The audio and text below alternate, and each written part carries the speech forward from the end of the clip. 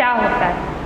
संस्कृत में वर्णों के उच्चारण के लिए एक सूत्र की रचना हुई है जो इस प्रकार है: अको विसर्जन्यानां कंठः, इचु यशानां तालु, ऋटुरशानां मूर्धा, ऋतुर्नशानां दन्ता, उपपद्मन्यानाम ओष्ठौ, ऐदैतो कंठ तालु, ओदौतो कंठ ओष्ठम, वकारस्य दंत ओष्ठम, यमंगणानम नासिका च। मतलब कि अ, कवर और विसर्ग का उच्चारण हम कहाँ से करेंगे? कंठ से करेंगे। ई, च, य, तालव्य श का उच्चारण हम कहाँ से करेंगे? तालु से करेंगे। चवर के सभी वर्णों का च, छ, ज, झ, इस तरह सभी का उच्चारण हम कहाँ से करेंगे? तालु से। ऋटु रसानाम मूर्धा, री, री, टवर, र और श का उच्चारण हम कहाँ से करेंगे? मूर्धा से।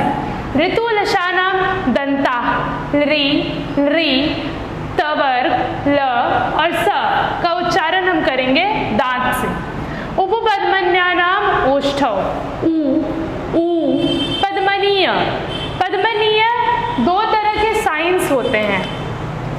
ऐसे इस तरह किसी भी वर्ण के आगे प और फ के लिए ये लगाया जाता है, तो इसको हम लोग कहते हैं पद्मनीय और उपपद्मनीय। तो इनका उच्चारण हमेशा ओठ से होता है। जब हम बोलते हैं प, फ, ब, भ, म, तो ये सारे जो है हम लोग ओठ की सहायता से बोलते हैं। उसके बाद ए दैतो कंठ तालु, मतलब ए और ऐ का उच्चारण कंठ और तालु दोनों की सहायता से होता है। औदौतो कंठ ओष्ठम, ओ, औ का उच्चारण कंठ और ओष्ठ दोनों की सहायता से होता है। वकारस्य दंत ओष्ठम, व का उच्चारण दांत और ओठ की सहायता से होता है। और यमंगणानम यानी सारे वर्गों के पंचम वर्णों का उच्चारण नाक से होता है।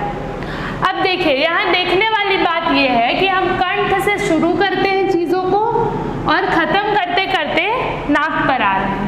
कंठ, तालु, मूर्धा, दांत, ओठ। कंठ तालु कलेक्टिव, कंठ ओष्ठ, दंत ओष्ठ और नासिका। तो इस तरह हम सभी वर्णों का उच्चारण करते हैं।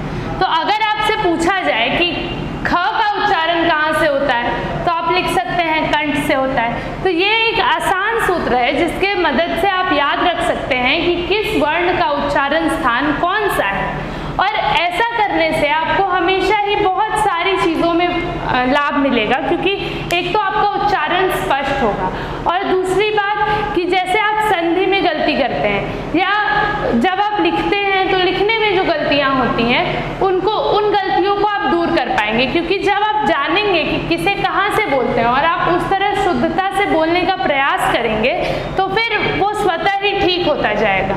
तो जैसे अब हम पढ़ते हैं कि अकु विसर्जन यानाम कंठ, यानी अ, आ, क, ख, ग, घ और अंग, इन सभी का उच्चारण कहाँ से होता है? कंठ से।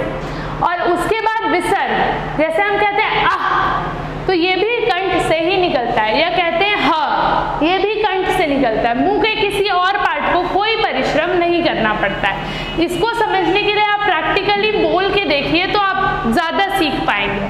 अब जैसे इचु यशानाम तालु है, तो जब हम करते हैं ई, च, छ, ज, झ, य, तो इस तरह क्या होता है कि हमारी जीभ जो है वो तालु को टच करती है और तब हम उसका उच्चारण कर पाते हैं, इसलिए यह है तालु।